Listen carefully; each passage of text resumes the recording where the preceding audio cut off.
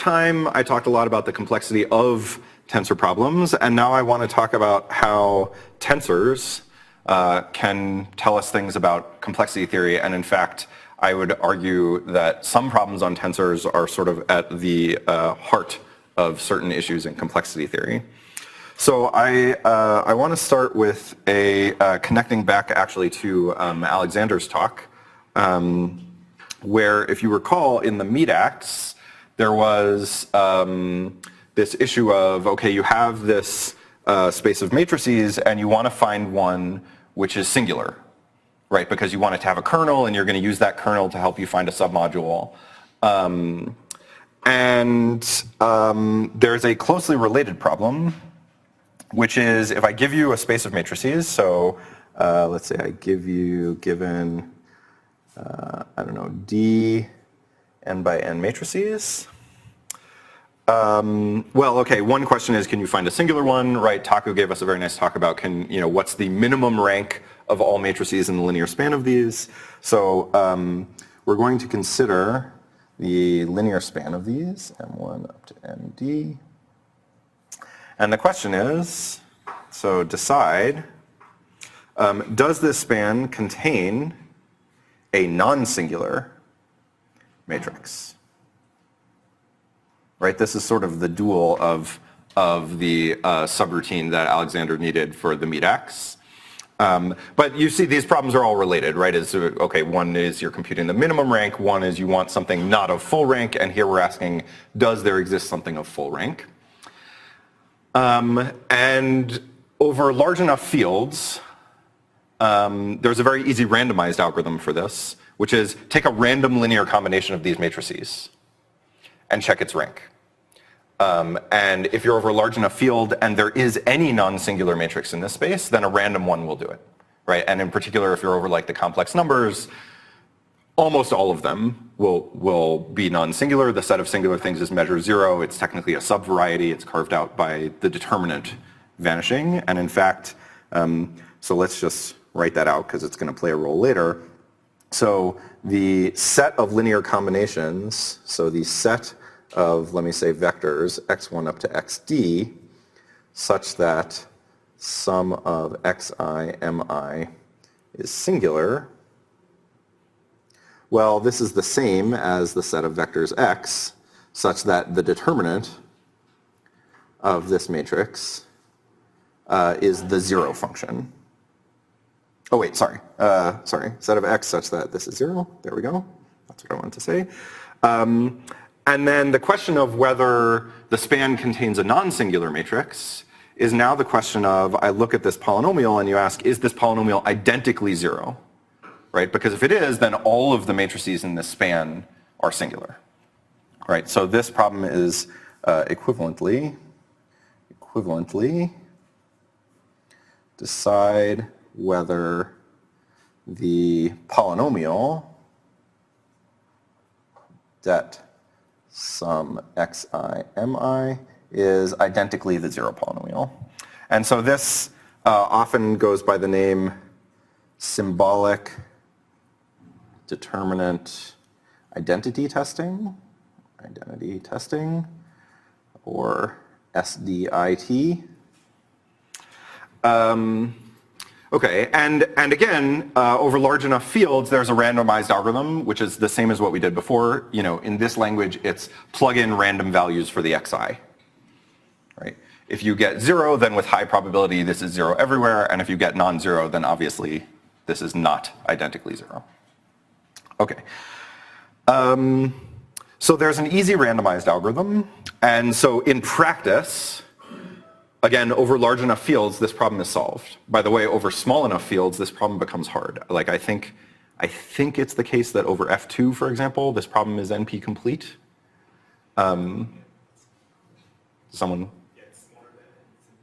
Right, yeah. So Yinan is saying, actually, if the size of the field is smaller than the size of the matrices n, then it's NP complete, right? So all of the things that I'm talking about here, you really want it over a larger field, right? Okay. All right. Right, so in practice, over large enough fields, this is solved, right? We have no problem plugging in random things. Okay, there are philosophical issues like what is random, and we know the bits in our computer aren't actually random and blah, blah, blah, but like in practice, it's solved. But in theory, there's a big question of, can you do this without randomness? Okay, and again, yes, Chris. So you're saying the problem that in like characteristic 2 is that it could be that this is 0 for all but an exponentially small fraction of... No, so Chris's question is, what's the problem in characteristic 2? Is it that this could be true for all but an exponentially small fraction of the things? So it's not the characteristic that matters, it's literally the size of the field. So the issue, for example, over F2 is that it could be that for all 0, 1 assignments to the xi, this evaluates to 0, but that even over F4, there might be some F4 linear combination which is non-zero. Right? And this is related to the fact that, for example, over F2, x squared minus x always evaluates to 0, even though it's not the 0 polynomial. Right? It's the same phenomenon. So it's literally the size of the field, not just the characteristic. Yeah. And so, for example, over f2 to the n, everything I'm saying is fine. Right. Okay, so you may wonder, because I just said this is solved in practice by this randomized algorithm, why do we care about this question of can you get rid of the randomness here? And part of the reason why we care is because it turns out, and this is one of these things where sort of the fact that theory turned a blind eye to practice is useful, is that it turns out that this question of whether you can de-randomize this is actually closely related to other lower bounds questions like P versus NP. Not quite P versus NP. So to tell you this story, I need to introduce to you, or recall and then introduce to you, some complexity classes. So these will be the characters in our story. All right, so complexity zoo. And this is actually going to be a pale shadow of the complexity zoo. If you Google for complexity zoo, you will find there is a wiki literally called the Complexity Zoo, maintained I think by Greg Cooperberg and Scott Aronson, that lists all complexity classes by their names. You can search, it's alphabetical, there are citations and things, and there are like hundreds of them. I'm going to show you, I think, 5. Right, that's right. This is like the free portion of the zoo that you can get into without buying a ticket. And if you want the actual thing, you have to go to the website. Okay, so over here I'm going to have my definitions, and over here I'm going to have what, depending on your taste, is going to be a very nice or a very ugly picture. All right, so P. And again, for the moment, let me just consider decision problems, right? So these are problems where the answer is yes or no, right? So P is the class of decision problems A such that there exists a polynomial time, I don't know, Turing machine M, such that M of X correctly says what A of X is, right? So M of X says yes, if and only if yes is the answer to the decision problem. Okay, this is sort of our base class. I should mention, by the way, there are a whole bunch of subclasses within P, but we're not going to touch, and those are very interesting, in fact, in particular for questions about linear algebra, and there are questions of like, can you parallelize these algorithms, right? But we're not going to touch on that today. All right, let's see. Last time, we said there's also NP, and now I'm going to write this out formally. Last time there was a lot of hand waving, although the words I said were all technically correct. I think nothing that I said to you last time was a lie. We do this, right? We tell purposeful lies because it like simplifies the story. I think last time I didn't actually tell any lies. So NP is the class of problems where we said, you can solve it by brute force, and if someone shows you a solution, you can verify the solution easily. So this is going to be, I'm going to formalize this in terms of the verification. So there's a polytime machine V, which is the verifier, such that A of X says yes, if and only if there is some W, which is our witness or our solution, such that V of xw says yes. And the length of W should be polynomially bounded in the length of x. Right, so again, our canonical example here was 3 coloring. My witness would be showing you a 3 coloring, and the size of exhibiting to you a 3 coloring is essentially the same as the size of the graph. Right.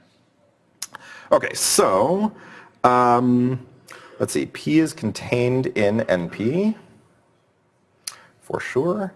All right, and now we have this randomized algorithm, so that has to fit in somewhere. There's a class called RP for randomized polynomial time.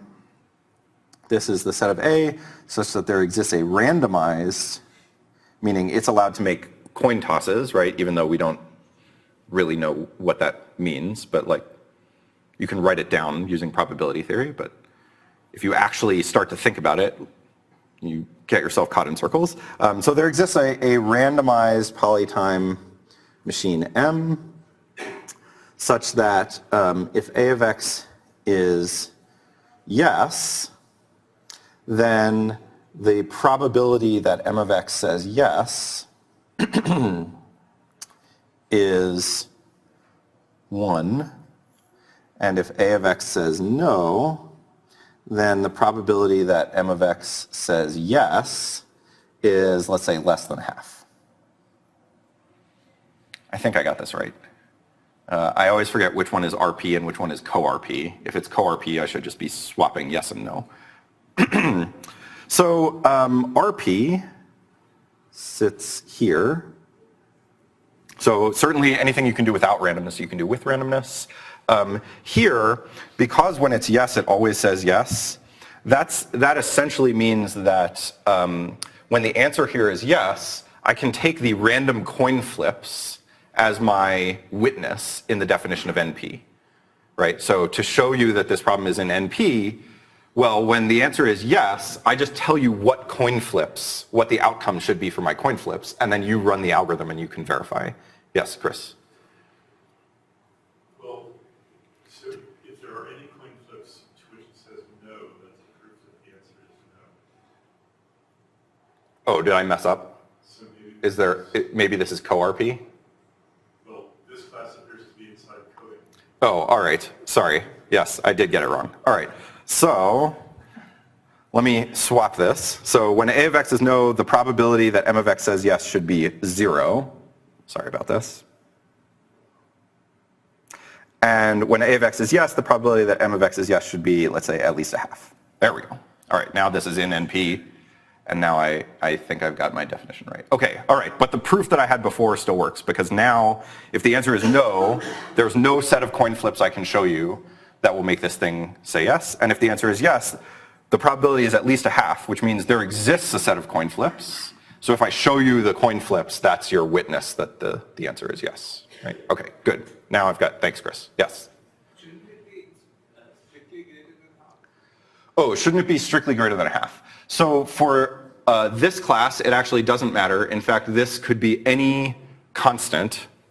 I could pick any constant which is strictly greater than 0 here, and it turns out that basically by running the algorithm multiple times, you can amplify the probability to be as close to 1 as you want. So you just, the algorithm for that is you run it multiple times and you take the majority answer, right? And that will actually turn this probability to be exponentially close to 1. Okay. All right, so symbolic determinant identity testing is in actually depending on how you phrase it, it's normally phrased that symbolic determinant identity testing is in co-RP, which was what I wrote down before, which just means that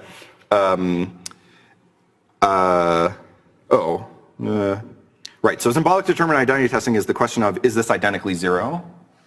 Which is the question of, does this space not contain an invertible matrix? Right. If the space does contain an invertible matrix, well, now that question is in NP, because I just show you the invertible matrix and I exhibit it as a linear combination of the things I started with. So this question, right, is this determinant identically 0? That's the question of, does it not contain an invertible matrix. So that's like the complement of an RP problem, which is to say you swap the roles of yes and no. Okay. All right, and then I think I just need 2 more classes for now. So there's also NP is non-deterministic polynomial time, and exp is non-deterministic exponential time. So it's similar to the definition of polynomial time. There's a verifier, so it's the set of decision problems A, but now it can run in time 2 to the poly n. So exponential time, so there's a 2 to the poly n time machine V, such that A of x says yes, if and only if there exists a W such that V of xW says yes, and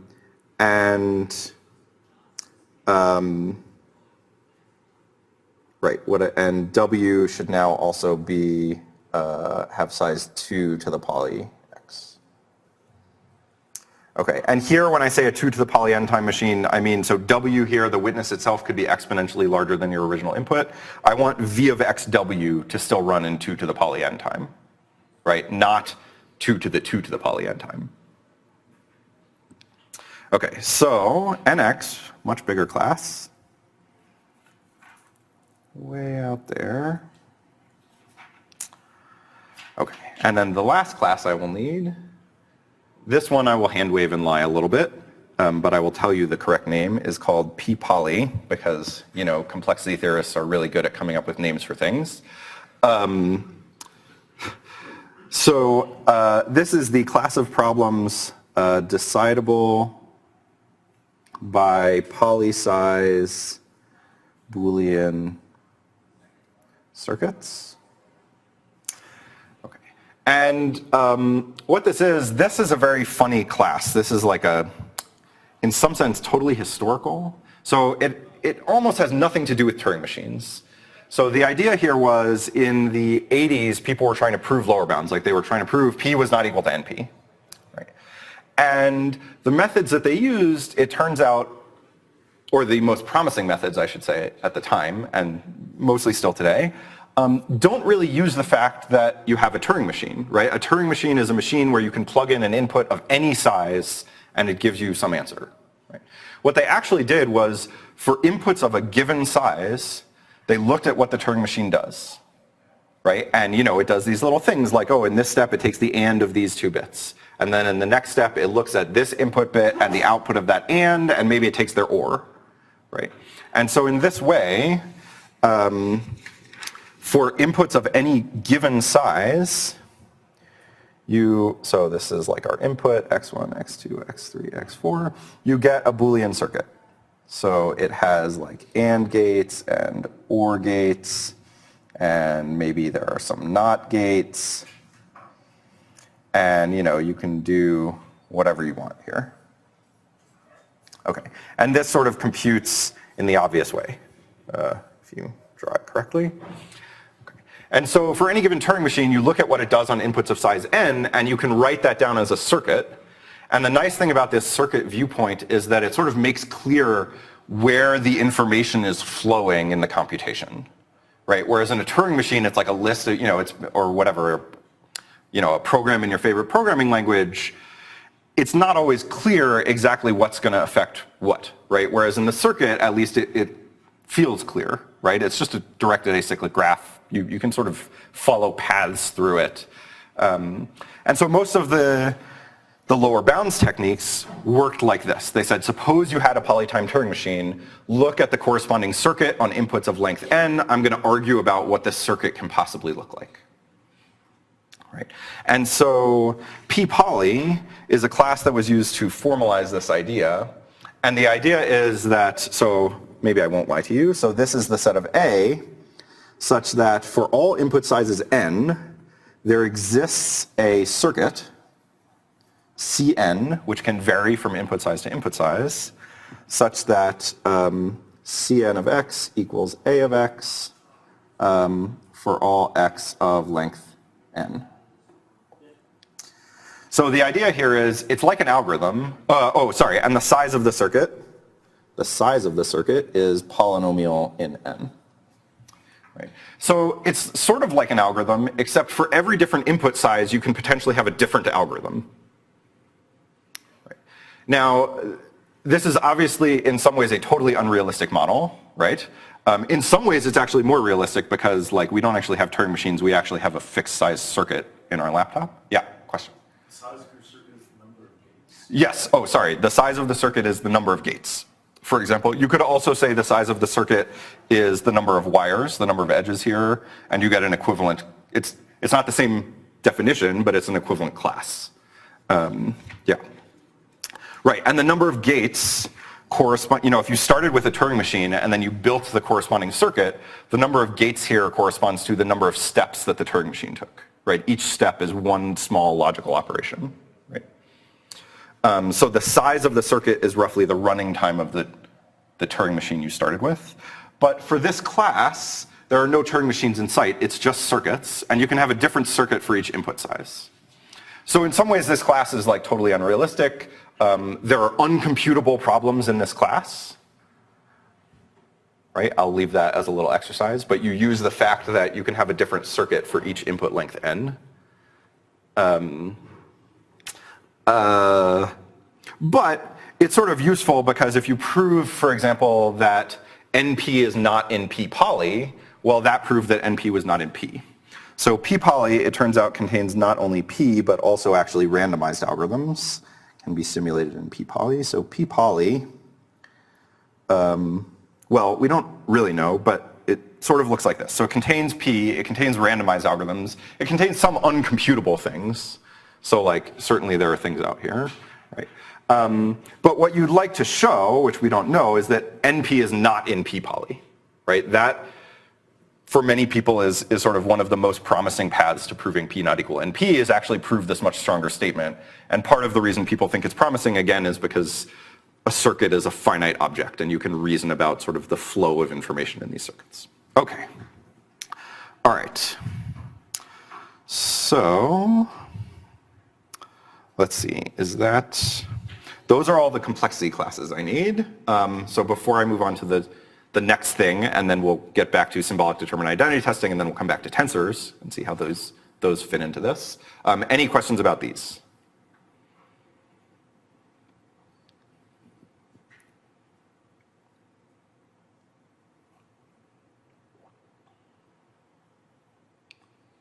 Yeah. Why that notation, slash? Why the slash poly notation? So when this was originally defined by Karp and Lipton, actually in I think it's a 1984 paper in Invenciones, back in the days when computer science papers appeared in high-powered math journals, they actually defined it slightly differently, and then the fact that it had this circuit characterization was like a proposition that this was an equivalent definition. And the slash poly, what it actually is Turing machines which run in polynomial time, that's the P, and take a polynomial amount of advice, that's the slash poly, where the advice string it gets can be different for every input length, but it only depends on the length of the input. And then they prove that that's equivalent to this circuit thing, and you can sort of see that in one direction, your advice is a description of the circuit, and in the other direction, if you start with advice and you want to build a circuit, you do what your machine does and you bake the advice, you hard code the advice into the circuit. That's the slash poly notation. And so you'll also see, if you look in the complexity zoo, you'll see slash other things, slash poly, slash O of 1. That always means taking advice. And in many cases, there's an equivalent circuit characterization by essentially the same proof. But I want to be a little bit careful about saying all, but that's where the notation comes from. Yeah. So yes, despite the fact that, like I said, this is a really easy to remember name, it's a useful notation. Yeah, James. You've given, for some of them, you've given good examples, but I'm just curious if there's a meta principle that's required for when you get to put it into Zoo. Result or something. Right. So James's question is, for some of these I gave good examples. Is there a meta principle that's like a threshold for what gets to appear in the zoo? I don't know of one. Generally, if you try and define some random complexity class in a paper, and it has no motivation, the reviewers will shoot it down. And so I think part of the threshold is like, if it appeared in a paper in like a decent venue, then that's certainly enough for it to appear in the zoo. So yeah, it kind of goes back to the reviewers. I've never heard of a case where Scott and Greg have refused an animal from the zoo. I would believe that it's possible. Yeah. I see. There have to be at least two, right? Because otherwise it's not really a class, right? Otherwise it's not a complexity class. Otherwise it's just one single problem, right? Yeah. Oh, right. So the one thing I did want to mention, just to tie back to some of the other things we've heard, non-deterministic, this whole picture, non-deterministic exponential space, this is contained, non-deterministic exponential time rather, is contained in exponential space. So these are things which are decided by Turing machines, which are allowed to use an exponential amount of space. The reason I mention exponential space is twofold. One, unless you're a hardcore complexity theorist, you will almost never see anything that is outside of exponential space. Like all the complexity classes that are most commonly studied are in here. I mean, you'll hear about, whatever, uncomputable and computably enumerable, but that's sort of a different world. The other reason is that just like there's a notion of NP complete, right, which we said are like the hardest problems in NP. So these things here are NP complete. There's also a notion of complete for exponential space. And one of the problems which is complete for exponential space is computing Grosvenor bases. So this means, in general, in the worst case, computing Grosvenor bases takes an exponential amount of space, right? And so, for example, the thing we heard in Taku's talk, where there was a proposed attack on this crypto system using Grosvenor bases, the fact that that attack works at all is very particular to the Grosvenor bases that they're using. Right? It's not like you could take Grosvenor bases for arbitrary things and throw them at it and hope it to be efficient, right? And so then, of course, there's a question, which I think was raised in your talk, which is like, okay, can you put a theorem behind that and say, for example, for this class of Grosvenor bases, it always works efficiently and things like that. But in general, Grosvenor bases are exponential space complete. Okay. All right. Is NP complete separate from p-poly?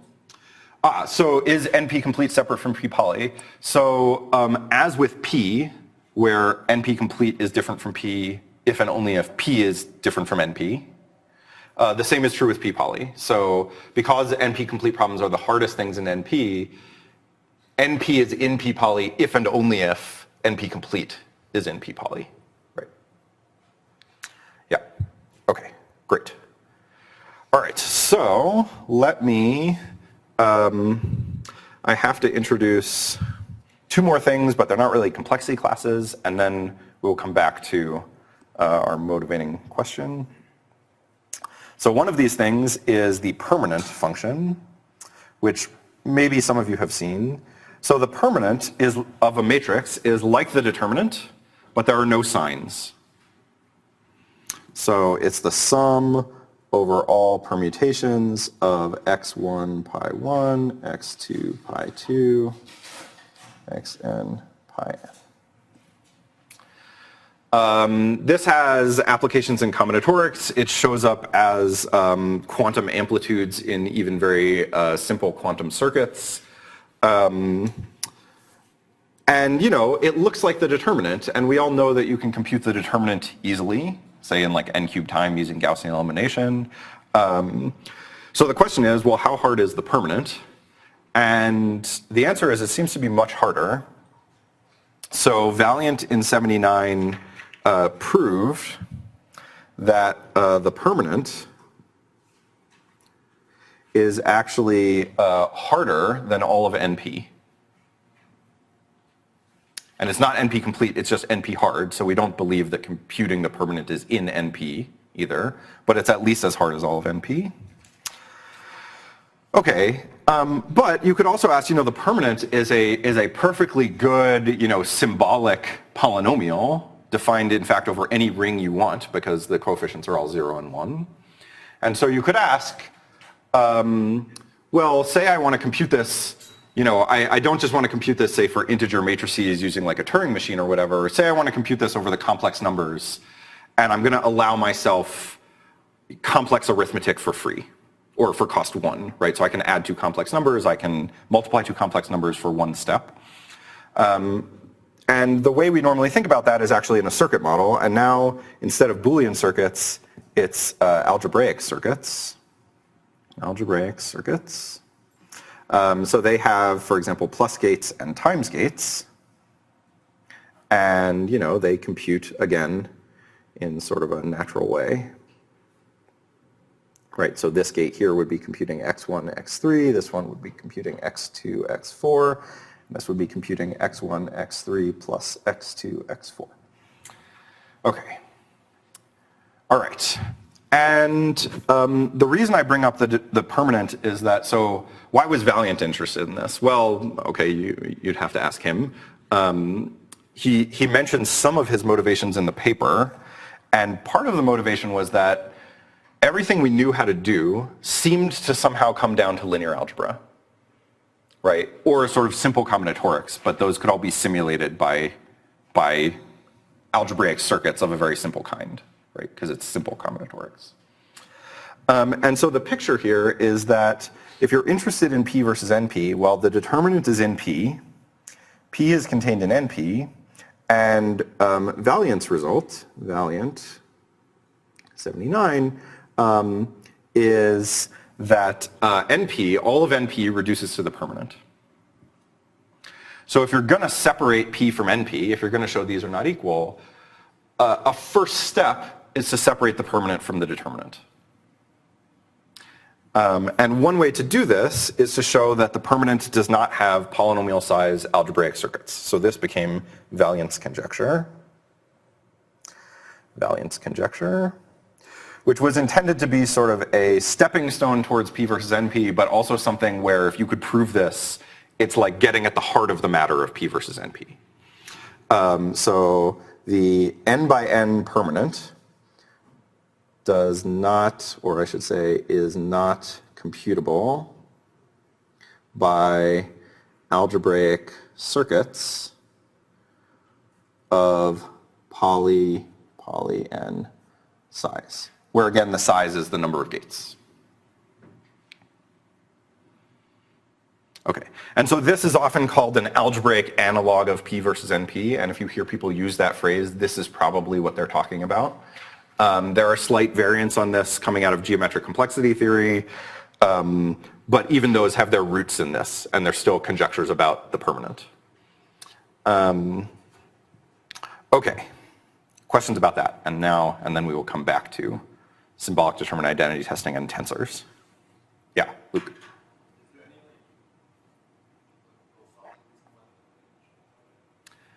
Is there any philosophical reason why the permanent should be harder? Well, we're all philosophers, so I don't know. No, but so people have actually asked this, right? I mean, you can look at Valiant's proof and you see, okay, well, you can encode SAT into the permanent, right? But like, okay, is that really a satisfying philosophical reason? Not really. Like you see the proof, and in fact, when you look at the proof, there's a key gadget in the proof, which is a little 4x4 matrix, which has like very particular properties about permanence of its submatrices. And this matrix seems to come out of nowhere. And I think literally he was like playing around with small numbers until he got it. He knew what he needed, and he was like playing around until he got it to work. And then I think later, I think you can show that actually 4x4 is like the smallest matrix where you can have such a gadget, but it literally seems to come out of nowhere. And so like that is still sort of unenlightening. People have tried, so what's the difference between the permanent and the determinant? Well, it's the minus signs. And so one thing which is along the lines of your question, people have looked at what's the power of cancellation, right? What's the power of minus signs? And there you can actually say things. So for example, there are a later paper of Valiant, I think in the early 80s, is titled something like cancellation is exponentially powerful. And it shows that there are polynomials where all of the coefficients are positive. They can be computed by polynomial size algebraic circuits. But if you restrict your algebraic circuit to not have any cancellation, meaning no negative numbers and no minus gates, then it takes exponential size. So there are functions which you can compute exponentially faster using negations than without. And so that starts to get at a that it's somehow about the power of cancellation. Yeah, James. But isn't there also something to be said about the size of the automorphisms of the permanent versus the determinant? Oh, right. So the question is, isn't there something also to be said about the size of the automorphisms of the determinant versus the permanent?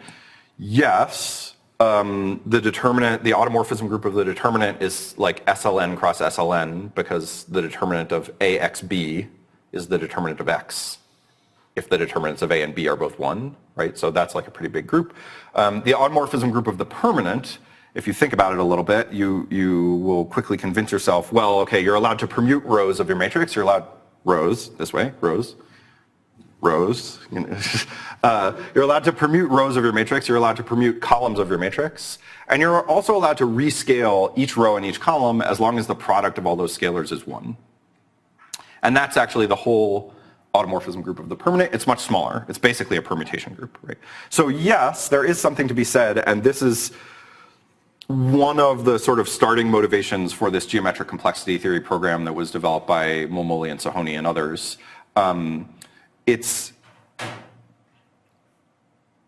There are ways of leveraging that. I don't know, like I did for cancellation, right, where there's sort of a crisp theorem, like cancellation is exponentially powerful. I don't know a crisp theorem statement like that leverages the symmetries. Is because you echelonize the matrix. Oh. On the special generators, the determinant has a natural answer. Right, And yes. The permanent doesn't have that huge automorphism group, so you can't reduce it to a nice set of generators. Right, so James's comment is, one of the ways you can do this is that one way to prove that you can officially compute the determinant is using the automorphism group. You can use the automorphism, this large automorphism group to do Gaussian elimination, and you can't really seem to do that for the permanent. But that last statement, that's still conjecture, right? And like also, what if you could compute it some totally other way, right? Whereas the negation is exponentially powerful, both sides are proven, right? There's a function where it has poly-size algebraic circuits. Any algebraic circuit without cancellation requires exponential size, right? So the symmetries certainly play an important role here, but how to leverage them is still active research. Yeah, you had a question? Yeah, I was just wondering what a X sub in image of n is like. X sub n. In the Sorry, this is like 1 comma pi of, so X is a matrix, so these are like Xij's. And this is just, pi is just permuting the indices. So what this is saying is, like in the determinant, where you take one entry from every row and every column, and then you add those up with signs. You're doing the same thing here. You pick one entry from every row and every column, you multiply those together to get a monomial, and you sum over all possible ways of doing that. Yeah. Okay. Other questions? And I should say, I could go on all day just telling you about random complexity theory stuff, but I do want to get back to determinant identity testing and tensors. So. Philosophically, if you look at the definition of VNP first, it's philosophically like NP, and then when you see that the permanent is complete for VNP, that's... Yeah, so the comment is, okay, there's an algebraic complexity class associated to the permanent called VNP. It has a definition which is syntactically very similar to NP. The permanent is complete for VNP, right? So like you could take that as a philosophical reason, but also why should the permanent be complete for VNP when the determinant is so easy, right? There's still, I think, like that's sort of a nice connection because syntactically it makes everything look similar, but I think it's kind of just pushing the philosophical question under the rug a little bit is the, yeah. All right, let me maybe curtail questions now, unless if you have a question of like, I didn't understand this definition, now is a good time for that, but let me curtail other ones for the moment. Okay, So now we come back to symbolic determinant identity testing, which has this easy randomized algorithm. And I said, oh, the question of de-randomizing this, can you do it without randomness still in poly time, is an important question, even though it has sort of no practical relevance, right, or seems to.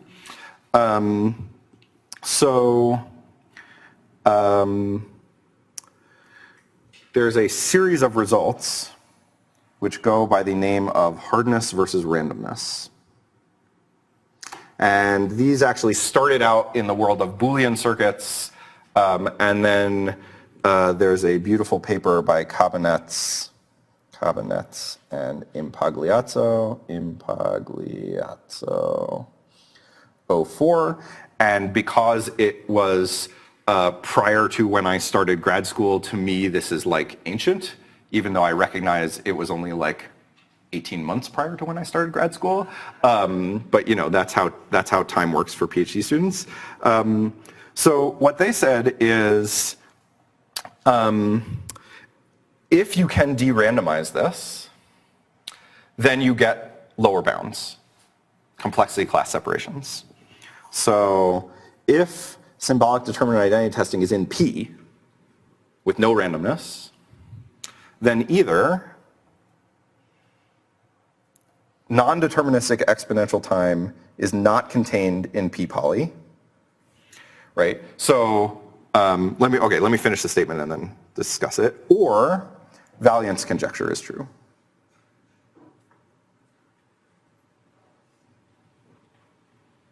Okay. Now, in reality, most complexity theorists believe both of these statements. Later work showed how you could get a conclusion here which was not an or, but the conclusion is it's a little less nice to state. It's like, oh, there's a multilinear polynomial that can be evaluated in non-deterministic exponential time and doesn't have algebraic circuits of poly size. But, you know, that was a mouthful. I guess next, not in P-poly or Valiant's conjecture is a little bit of a mouthful, but to me it rolls off the tongue. Okay, so let's just step back for a second and look at our complexity view. So what is this saying? So from here, right, Valiant's conjecture is like the algebraic analog of P versus NP. So that is a lower bound we believe, but we also believe we are very far from proving. And we also believe that NP is not in P-poly. And here the conclusion that we're getting is just that NXP is not in P-poly. But the point is, at the moment, we don't even know how to show that NXP is not in P-poly.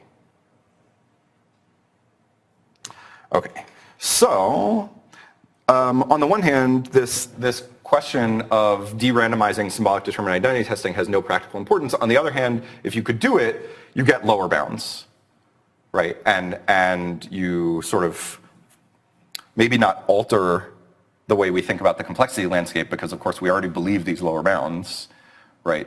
But the thought is that these lower bounds are pretty deep and will require new understanding and new mathematics, and therefore so should de-randomizing symbolic determinant identity testing. Right. Okay, and now I want to bring it back to, I want to bring it back to tensors, but before I do that, questions.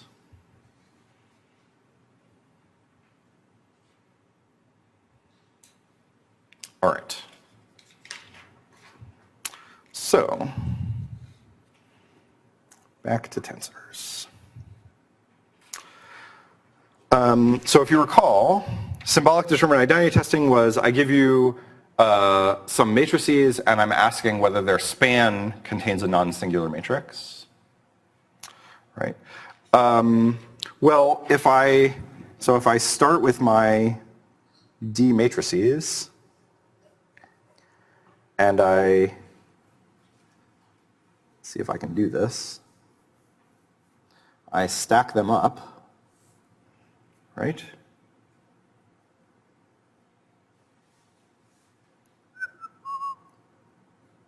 Oh yeah. Then I get a tensor, right? Now, of course, as we've heard repeatedly, okay, you can always put numbers in a box, like why should this count as a tensor? And here the answer is, well, if what you care about is symbolic determinant identity testing, that property is preserved under the natural change of basis of this tensor. So we already said we were talking about the span of these things. So changing basis in the span is like a GLD acting on the slices of this tensor, right?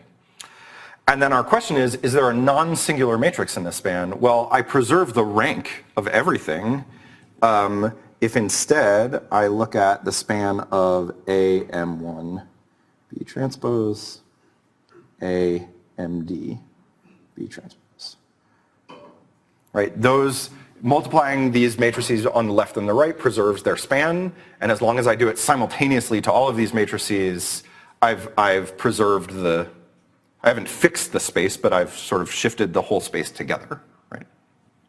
So this A and B, this is like a GLN acting here and a GLN acting here. So this means that the property of containing or not containing a non-singular matrix, and also anything else you want to know about rank. So for example, finding, excuse me. So for example, in the MEDAX, it was find a singular matrix. Well, the existence of a singular matrix is also preserved by these transformations, right? For the min rank problem, the question was, what's the minimum rank of any matrix in this linear span? Well, that min rank is also preserved by these transformations, right? So all of these problems that we've been talking about the ranks of matrices in a linear space of matrices are preserved by this. So we sort of feel right calling this a tensor, and if you like, it lives in the tensor space, f to the n, tensor f to the n, tensor f to the d, and maybe we should have better notation and not be using a pairwise tensor product, but yeah.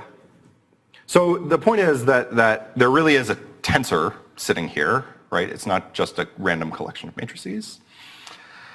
And there are some interesting things that you get. Oh, and I should say, by the way, when you have such matrices like this, so this is a standard definition, which is Googleable.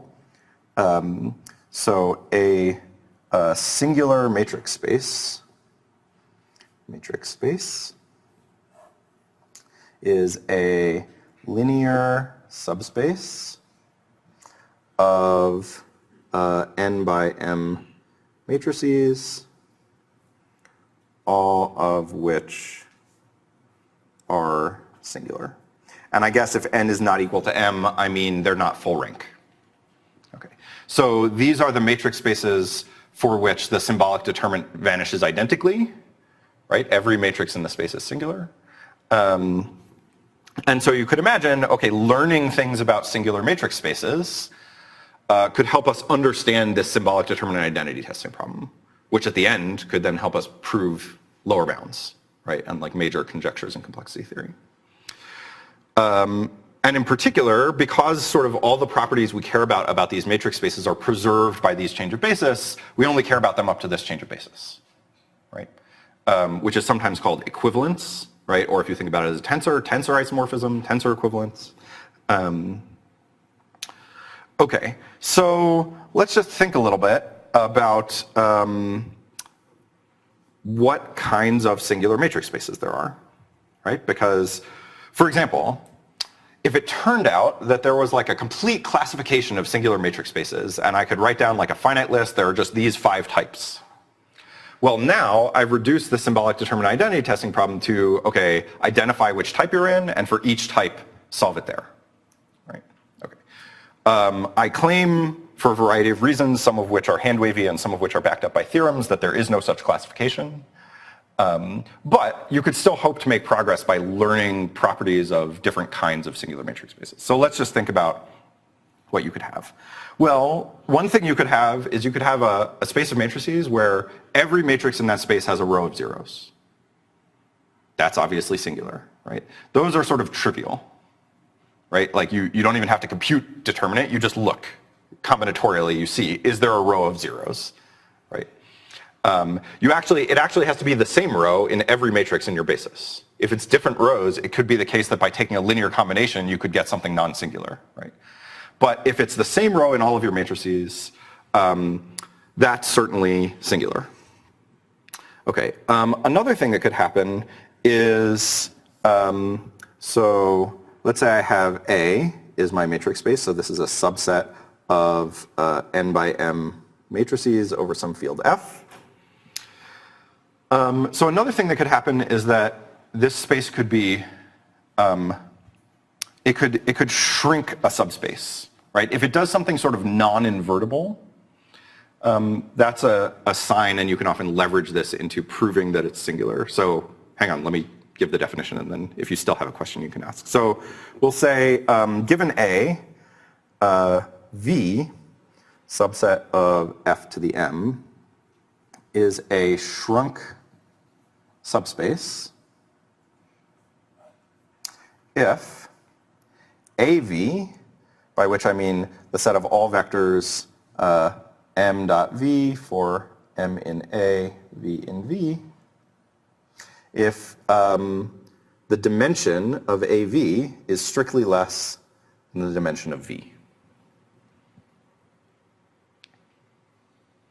So this means if I take all the matrices in my space and I take all the vectors in V, no matter what I hit it with, I land in this smaller space, right? The dimension strictly decreases. It's not too hard to convince yourselves. I mean, maybe you can't do it in 5 seconds, but like, I'm confident in all of you that you could do it in like 2 minutes. That this implies that A is a singular matrix space. Okay, so this implies A is a singular matrix space. And by the way, this is sort of the analog of a combinatorial theorem, which most of you are probably familiar with, which is Hall's marriage theorem, right? And the analogy here is, if I have n by m matrices, so that's maps from Fm to Fn, so I think of a bipartite graph with m vertices on one side, n on the other. There are some edges. Okay. And if you think of these edges as sort of representing a linear mapping, where it's like, okay, this one is taking this vector to this vector, a perfect matching here, which is a set of edges which would be a bijection between two sides, would be like an invertible linear mapping. Right. And Hall's marriage theorem says there's a perfect matching if and only if there's no subset of vertices where all of their if you look at all of their neighbors, they're strictly smaller. Right? And that's exactly the analog of not having a shrunk subspace. Okay, so I already sort of foreshadowed this. You might hope that there's a linear algebraic analog of Hall's marriage theorem, which would say a matrix space A is singular if and only if there's a shrunk subspace. That turns out not to be true. And the smallest counterexample is the space of 3 by 3 skew-symmetric matrices. If you may recall, easy exercise, odd dimensional skew-symmetric matrices are always singular, right? And then slightly harder exercise, convince yourself that this space has no shrunk subspaces. So there is no analog of Hall's marriage theorem. And I should say this analogy between sort of singular matrix spaces and graphs is something that my longtime friend and collaborator Yoming Chow has been pushing on, and has like a nice series of papers with various co-authors, including one which will appear soon with Yinan.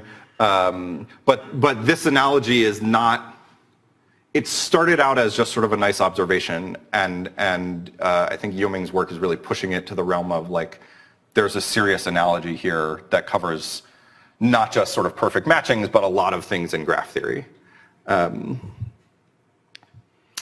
Okay, so how am I doing? Good. All right, shrunk subspaces. No Hall's marriage theorem. Right, no Hall's marriage theorem, but there is a set of matrix spaces where there is a Hall's marriage theorem. And for this set, we can then test symbolic determinant identity testing. So this, I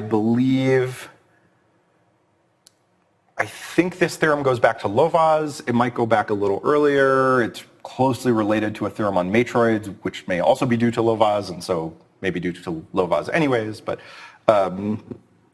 so Lovász, and there's an accent on the A, yeah. So let me just say Lovaas in the 70s proved that if a matrix space A has a basis of rank 1 matrices, which, by the way, right, that property, having such a basis, still invariant under all our change of basis, right, because we're saying there exists a basis of rank 1 matrices and rank is preserved, then you get a Hall's-Mears theorem. So then either A has a shrunk subspace or A is non-singular.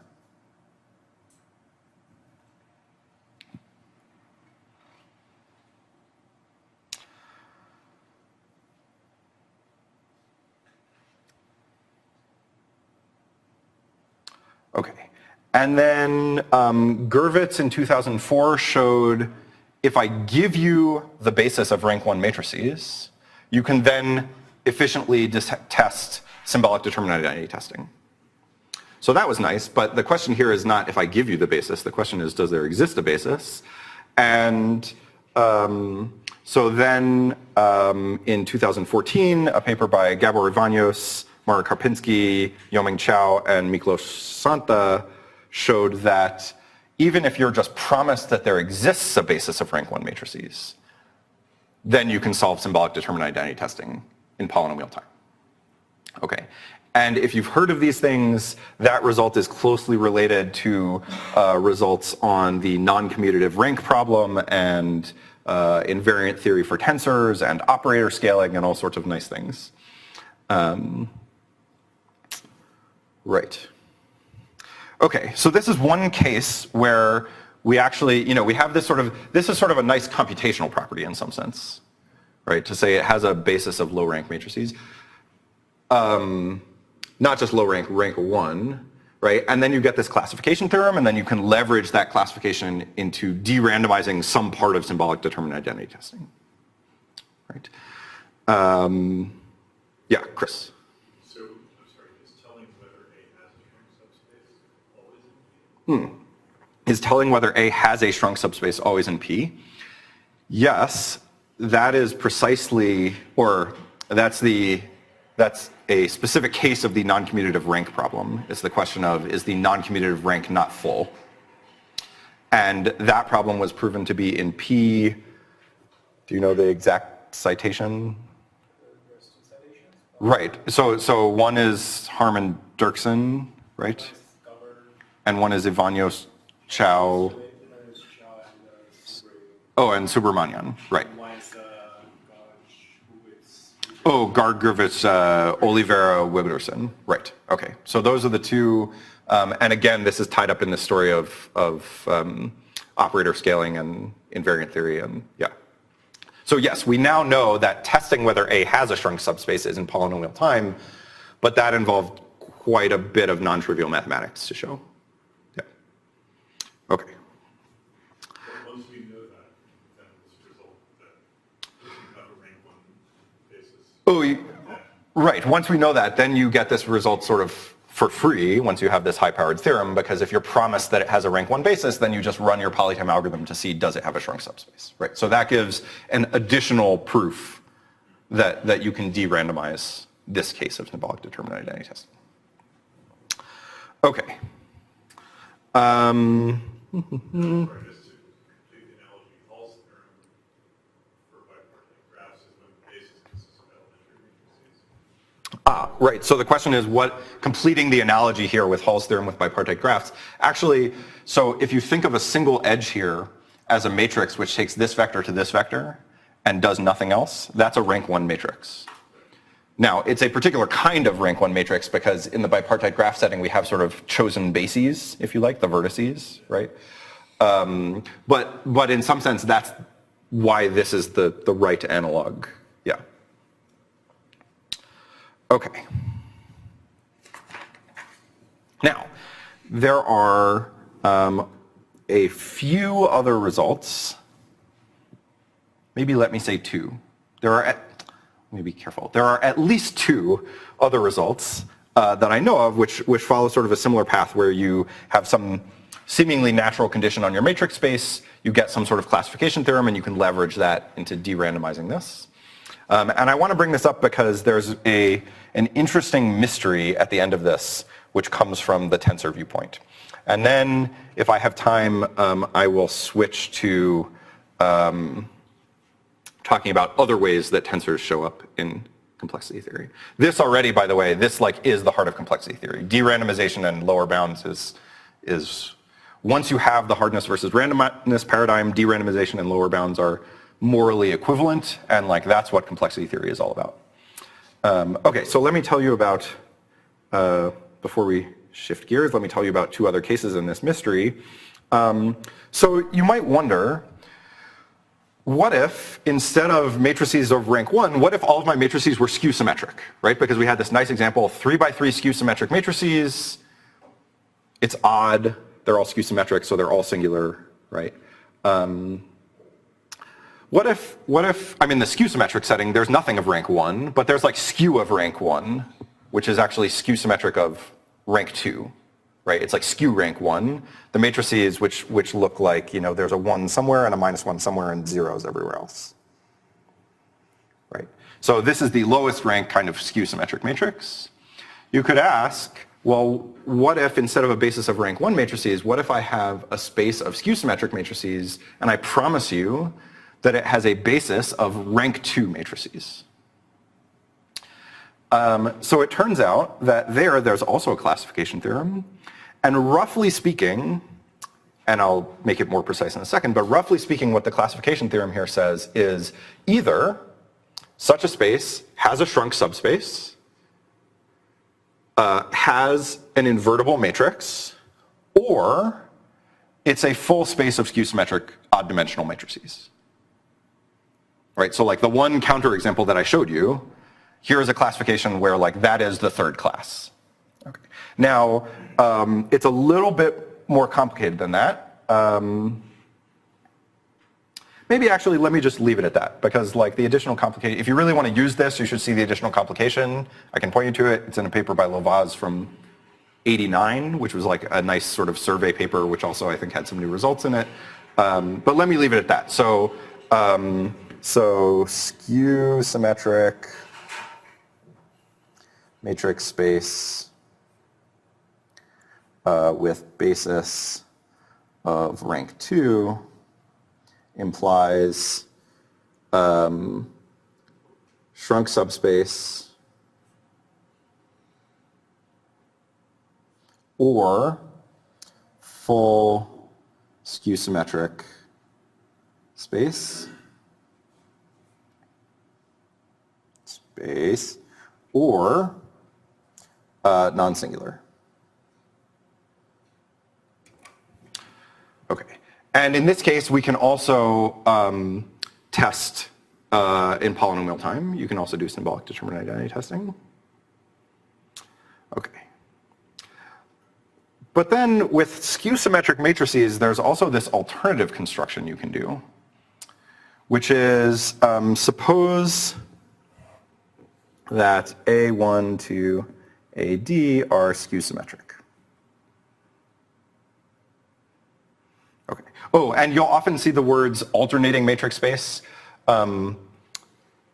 The only difference is in characteristic 2. So in odd characteristic, alternating is the same as skew symmetric. In characteristic 2, they're different, and alternating is the right notion.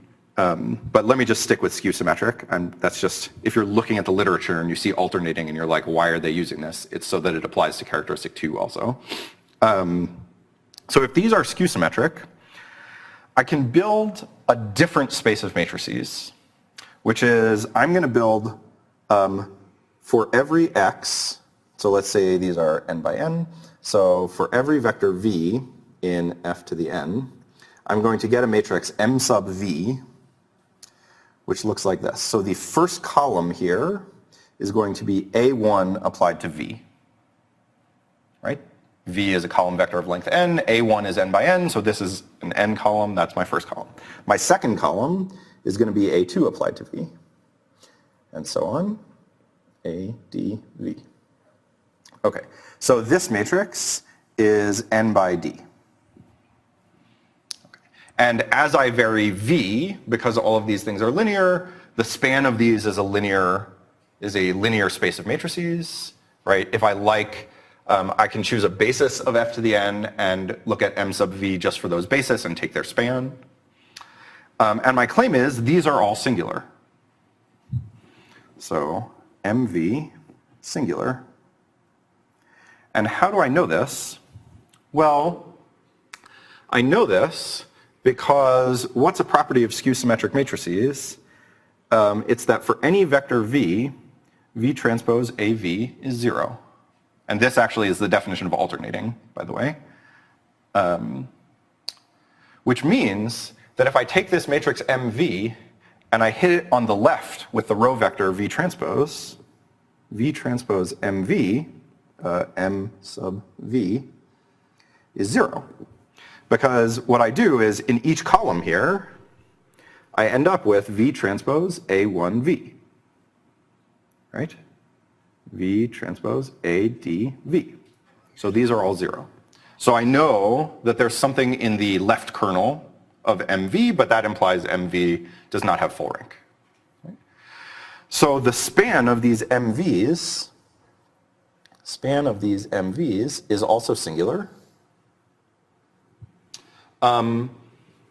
What are these MVs? I don't know, right? I can't say, it's not like they're skew symmetric. It's not like they're generated by rank 1 matrices, but theorem 5 in that same nice survey paper of Lova's, you can also test symbolic determinant identity testing for these.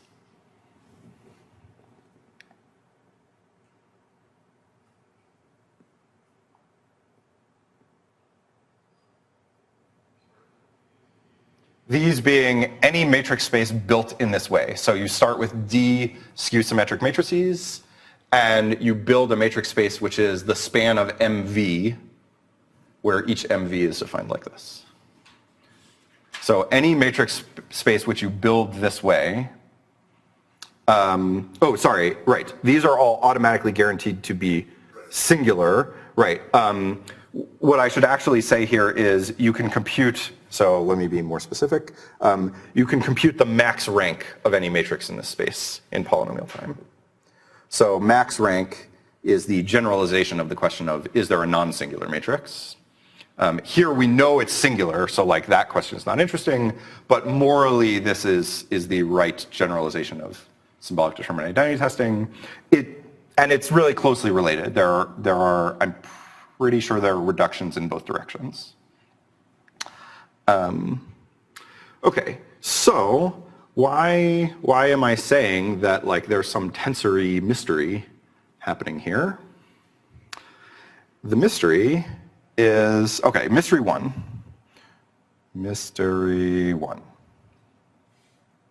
Okay, so I started with my A1 to AD. A1, oops, A2, AD. Okay. If these are skew symmetric, right? If they are, oh, sorry, this theorem, I need an important other condition for this theorem. Max rank for these, when the rank of all the AI is 2. Right? So you start with a space of skew symmetric matrices which satisfies the condition we had before. Right? It has a basis of rank 2 skew symmetric matrices, and then you build this space as we did, computing max rank for those is in P.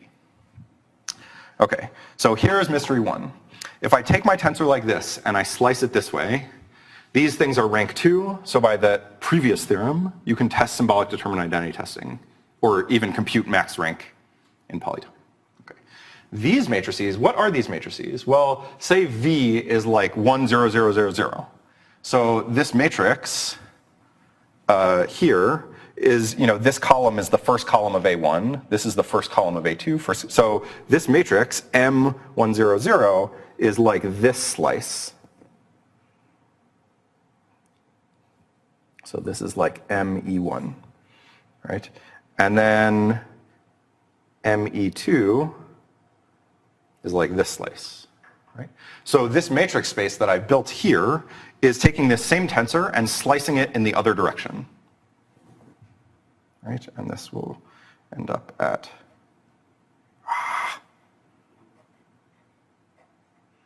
MEN. Okay.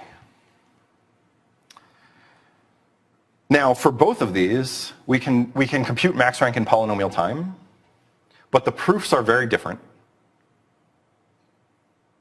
And so the question which Lovász raises is, what? Like, is there some, it's literally the same tensor, just sliced differently, right? And somehow, yeah, like the fact that this is a singular matrix space, you're using the fact that you started with skew symmetric matrices, so there's some relationship between these spaces, but the proofs are totally different, and it doesn't, like, is there a relationship that you can sort of formalize, right? Is there a single common reason that both of these are in, computing max rank for both of these are in P? Okay, so one reason, one proof, right? Could you say something generally about if I start with an alternating matrix space, then there are properties of that space which transfer to properties of slicing it the other direction, always? Yeah, James. I mean, there's papers by Knuth and Bob Weibler that look at the same sort of question, but they're looking for non-singular, and under any shuffle, it remains non-singular slice in any direction. Sorry, is that a hypothesis or a under some hypothesis? No, they show that you have non-singular tensor, then you can slice it another direction. Oh, yeah, right, for non-singular, yeah, okay. And so this is just simply that it's a functor between the same category. You have one functor taken into a different category, but not the equivalent category. So the singularity is a categorical feature. Right, okay, so James's comment is there are other papers by Knuth and Liebler? And Bob Weibler, Yeah. they were interested in semi-fields. They're very different topics. Right, where they're interested in tensors which are, in which every slice is non-singular, and when that happens, that's true no matter which of the three directions you slice it in. I'm not saying it transfer exactly, but it has a lot of the undertones of the same sort of thing. Right. In the end, there are no coordinates. This wasn't a coordinate question, even if you wrote down the singularity of the coordinates. And Right, and so in that setting, right, so it's an interesting connection. Here, and actually another thing that James said, which I'll repeat for the video, is like in that setting, there are actually functors between the slices this way and the slices this way, and so there's a very clean relationship. Here, we don't know anything approaching that. And there's still a functor, but the point is, we don't know how to just use that functor to prove that you can compute max rank here, knowing that max rank here. It's whether max rank is a categorical property, that's the question. Right. Or that's one way to formalize this question, right, is whether max rank is a categorical property. Because, as James said, there is a functor, one of the shuffle functors, which takes you from here to here. Yeah, but at the moment, these two proofs look very different, and we don't know how to use that functor to say, actually, these are one proof just in disguise. Right. Okay, so that was mystery one. Mystery two.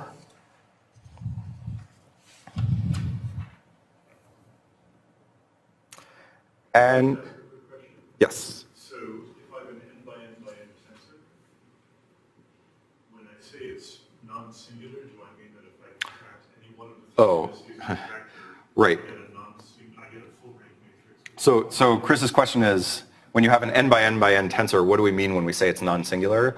That is up to the author at the time of writing.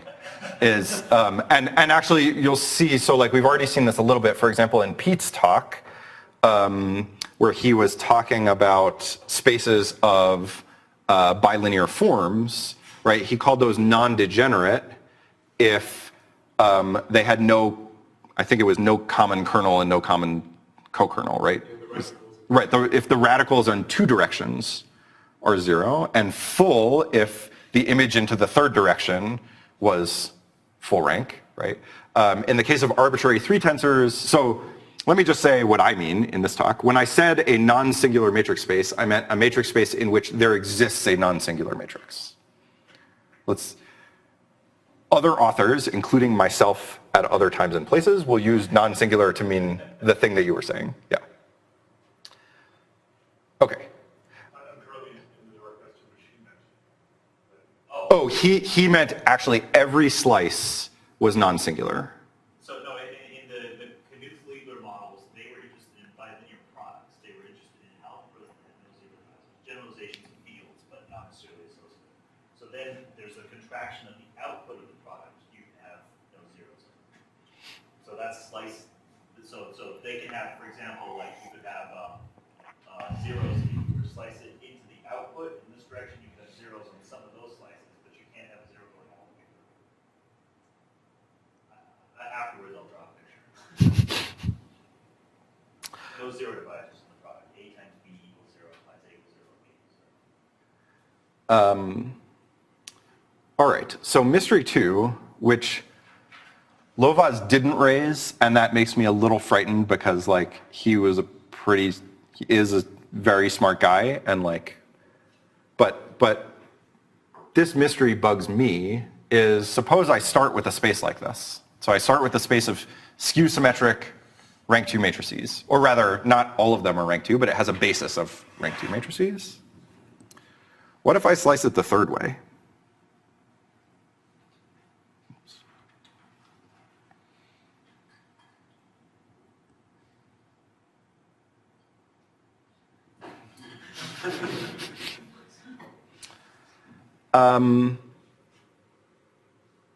Now can I compute max rank for this matrix space?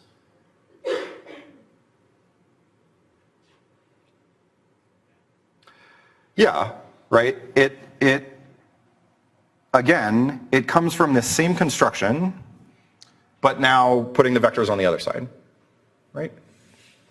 So again, you can, and for these two spaces, the proof is the same, and for this one, at the moment, the proof is different, right? That's because one of them is a covariant function, the other one's a contravariant function. Let's talk about it after.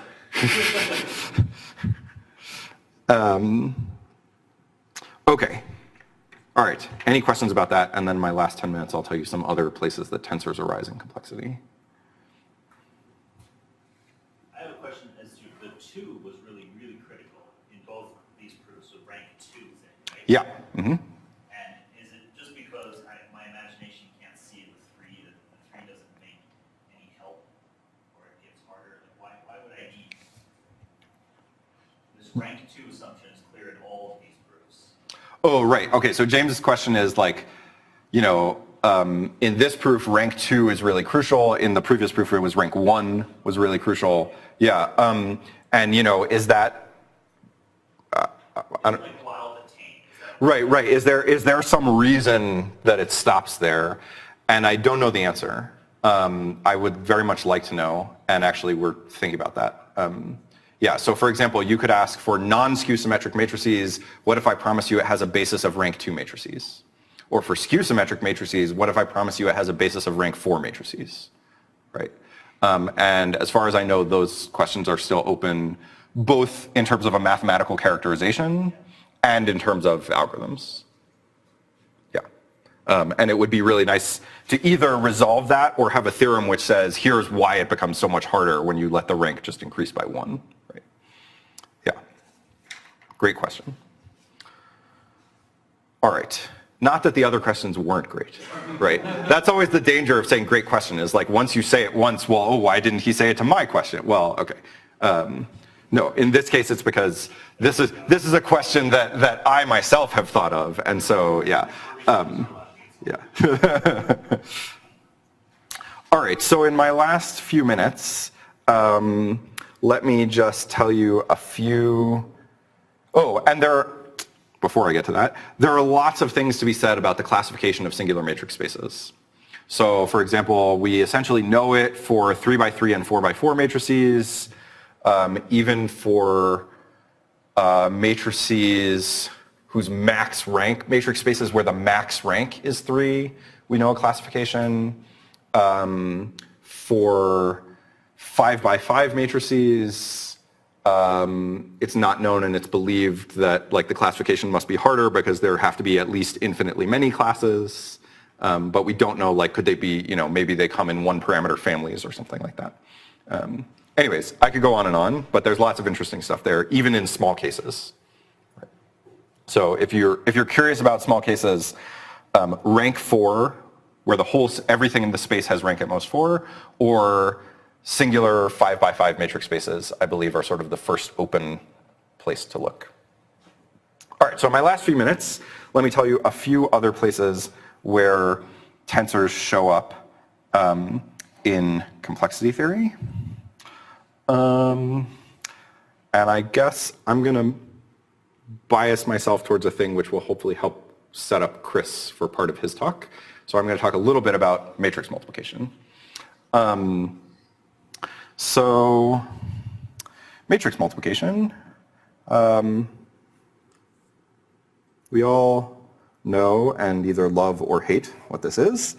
So, this is a map from, let's say, let me just do square matrix multiplication. You can do rectangular, but for simplicity. So this is a map from n by n matrices tensor itself to n by n matrices, right? It takes A tensor B to their product, A times B. Okay, which means I can think about this, if I call this map, I don't know, MN, I can think about this as a 3 tensor, if I like, which is in MN, MN, MN dual. Okay, and if you choose sort of natural coordinates, like in each of these spaces, right, MN has a basis of EIJs, where there's a 1 in the IJ position and zeros everywhere else, I can write out this tensor in coordinates as the sum over IJ and K of EIJ, EJK.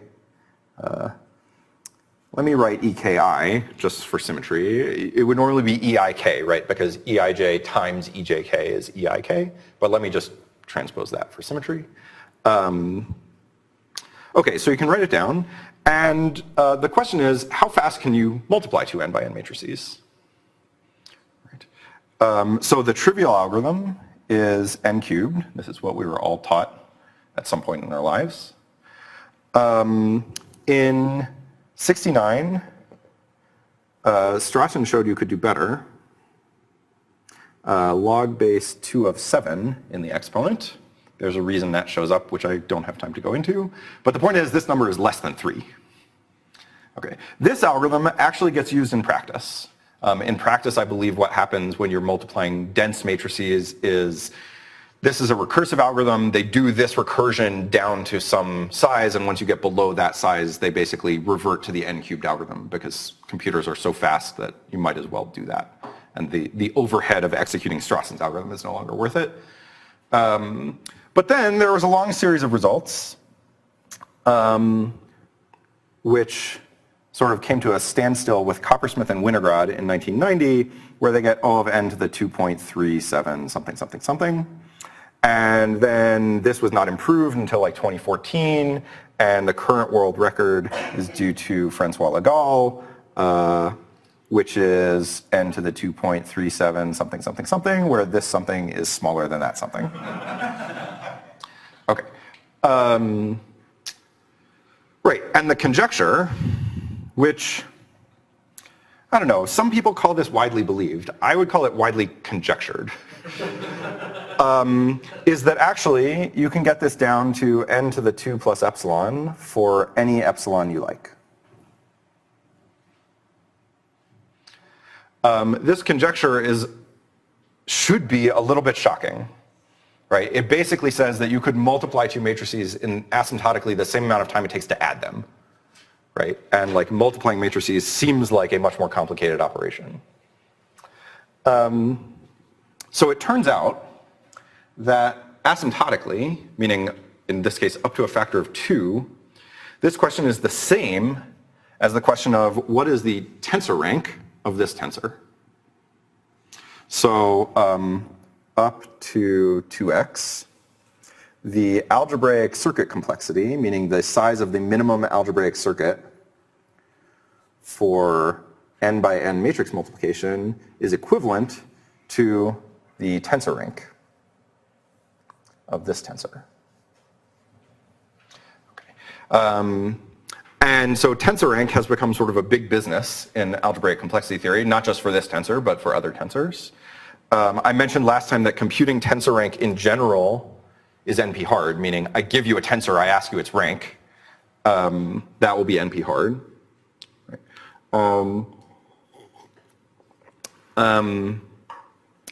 One thing I don't know, and I'm not even sure I know what the right formalism is to state this question, but let me ask it anyways because it's one of my sort of pet favorite open questions. How hard is it to compute the tensor rank just of this one tensor, matrix multiplication? So I give you n, or if it's rectangular, I give you 3, n1, n2, n3. Tell me the tensor rank of that matrix multiplication tensor. How hard is that? Practical experience would suggest it's quite hard. So beginning, I think, with Brent in, I want to say 83. One thing you can do is you can try, say you're over the complex numbers, you can try numerical optimization techniques. You basically start with a, so remember tensor rank is I'm writing things as the sum of rank 1 tensors, and it's the minimum R here. So one thing you can do is you can start with, say you want to know, does matrix multiplication have tensor rank R? I want to know, does multiplying 3 by 3 matrices have tensor rank 22? Which I believe is still open right now. 27 is the trivial n cubed upper bound. So I want to know, we know that it's actually at most 23. That goes back to Laterman in the 70s. Say you want to know, is it 22? Well, you could pick 3 times 22 vectors and just look at this and say, pick them randomly. Okay, that's not matrix multiplication, for sure, right? But you could say, how far is it? You could say, if I'm over the complex numbers, for example, what is the L2 distance of my random tensor for matrix multiplication? And then you can try and do all sorts of numerical optimization to say, try and minimize that L2 distance. Like I said, I believe this approach started with Brent in the early 80s. Chris Moore and I have played around with this. You learn some very interesting things just from playing around about the landscape of this optimization problem. You can ask, how hard this optimization problem is closely related to this open question. How hard is it to compute the tensor rank? But there's lots of fun stuff there, and even for 3 by 3 matrix multiplication, we don't know the correct answer, which is why I said 3. For 2 by 2, we basically know everything at this point. For 3 by 3, we know a lot of stuff, but we don't know sort of the correct tensor rank. Yeah, and you can also ask this, there are other tensors that people are interested in. For example, say I take a finite field fp, I take an extension field, fp to the n. Multiplication in that extension field is bilinear over fp. Right? So I can think of that as a tensor. What's the rank of that tensor? Right? Again, a lot is known about this. But now I can also ask this question. Say I give you p and the exponent n. How hard is it to compute the tensor rank of that tensor? Right? These are not general tensors, right? These are very special tensors. They have all sorts of symmetries. This one is an associative. In fact, both the examples I just gave are associative, unital algebra multiplications, right? They're very special tensors, but we still don't know how hard it is to compute their tensor rank. And in practice, it seems hard, but it's not like we've had any brilliant ideas where we're like, yes, we had these brilliant ideas and it still seems hard, right? It's just like, it seems hard, and it's so hard that we haven't even really had brilliant ideas. Or I should say, I haven't. Maybe Chris has, but no, okay, good. Right, so yeah, right, those are the best kind. So yeah, one sec, let me just wrap up because I'm over time here. Right, so yeah, we know that in general computing tensor rank is NP hard, but for your favorite family of tensors, you can still ask this kind of question. And I would accept sort of any reasonable answer to this question, right? The input here is sort of funny because I just give you n as the input. And so like that's why I say I don't quite know the right formalism, but I think this is sort of an interesting family of questions. And it's closely related to these questions of algebraic circuit complexity. Again, you know, core complexity theory. This is the bread and butter. And then one other thing which I'll mention, and then I'll stop, is Ron Raz has a very nice paper which says, basically, and I can tell you more about this if you're interested, if you can prove sort of slightly non-trivial lower bounds on the rank of large tensors, so like n by n by n by n tensors, where the number of factors is also growing, that implies super polynomial lower bounds on algebraic circuits. So not quite like very close to Valiant's conjecture, right? And maybe actually we even know how to get from Raz's result to Valiant's conjecture. So proving lower bounds on sort of, what are we calling it? Not dimension, the number of valence, yes, on high valence, high dimensional tensors, on the tensor rank of those, implies, you know, major circuit complexity separations. All right, there's lots of stuff I didn't get to tell you about, not only the thing I just mentioned, but also tensors show up in this geometric complexity theory approach. Yeah, there are lots of other de-randomization questions you can ask. There's lots of nice things about invariant theory, which would be like a whole course. In fact, they had a whole week on it at IAS. Yeah, there's lots of fun stuff here, but I think let me leave it at that.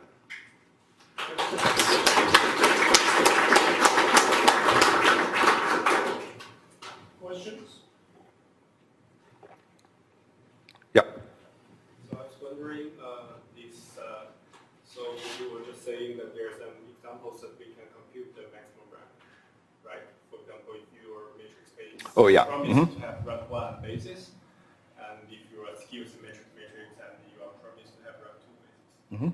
My question is, if I give you a matrix space, can you determine whether it has a rank 1 basis? Okay, so the question is, if I give you a matrix space, can you determine whether it has a rank 1, a basis of rank 1 matrices? So remember the result we had was, assuming I promise you that the space I give you has such a basis, tell me whether it's singular or not, right? Which by these high-powered results, we now know you can do it poly time. Can you decide whether that promise holds or not? I don't know. I was wondering if this problem can, like, if the mu rank problem can be reduced. I see. Okay, so Yinan's question is, for example, could you reduce min rank to this question, which would in turn show that this question is NP hard, right? I don't know. It's not obvious because your min rank could be 1, and you might only have, you know, one matrix of rank 1, right? Rather than a full basis of rank 1. And so it's certainly not obvious. Let me say that, but it doesn't seem impossible. You know, I would also believe that by leveraging some of this high-powered machinery, maybe you can actually decide this in polytime. So I really don't have a good feel for how hard the question is of decide whether a given matrix space has a basis of rank 1 matrices. I will say it's closely related, but not the same thing, to the question of tensor rank. So an alternative formulation of tensor rank is you slice your matrix, your tensor, you get your matrix space, and you ask, what is the minimum number of rank 1 matrices whose span contains the span of those slices? That's the same as tensor rank. Right? Now here we're asking not for containment but for equals because you want a basis. And so that could really make it much easier. But just that slight change of you want a rank 1 things whose span contains your space, now it's tensor rank, now it's NP hard. And so yeah, I really don't have a good feel for which way that question should go. And same for skew symmetric matrices of rank 2. Yeah. Okay, let's thank the Jewish.